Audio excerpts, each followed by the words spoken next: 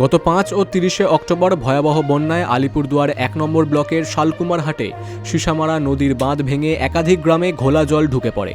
তবে যে বাঁধটি ভেঙেছে সেটি 2012 সালে তৈরি। এছাড়াও এই নদীর উজানে 2015 সালে একটি তৈরি হয়েছিল জিওসিনথেটিক বাঁধ, সেটিও বেহাল।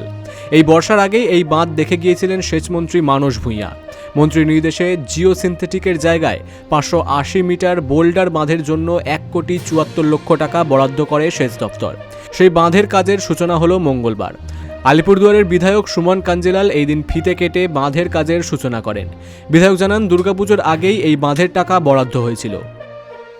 আমার 1-2 গ্রাম পঞ্চায়েতের যে সিসামারা নদী, সেই নদী সংলগ্ন যে বাঁধ, সেই বাঁধকে শক্তপোক্তভাবে গড়ে তোলার কাজ ক্রমাগত রাজ্য সেচ দপ্তর করছে বাংলার মাননীয় মুখ্যমন্ত্রী মমতা বন্দ্যোপাধ্যায়ের নির্দেশে। আপনারা দেখছেন যে গত 2 বছর 3 বছর থেকেই লাগাতার বাঁধকে শক্তিশালী বোল্ডার বাঁধ নির্মাণ করা হচ্ছে। আজকে যেটা শুভ শিলান্যাস হলো, এই বাঁধের অনুমোদন দুর্গাপূজার আগেই সম্পন্ন হয়েছিল। এটা হচ্ছে আপনার যে এলাকায় 2015 সালে জিওসিনথেটিক বাঁধ হয়েছিল, সেই জিওসিনথেটিক বাঁধটা পুরনো হয়ে যায় এবং অনেক ক্ষেত্রে এটা অকেজো হয়ে পড়ে। সেই জায়গায় স্থায়ী বোল্ডার বাঁধের জন্য ইতিমধ্যে রাজ্য সেচ দপ্তর অর্থ অনুমোদন করেছে।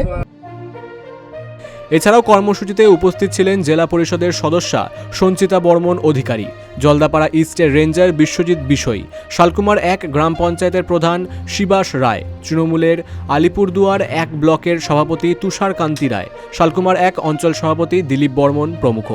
Bureau report, big news Bangla. The ultimate solution, first organization of RCC Hume Pipes with adoption of vertical dry cast in Eastern India.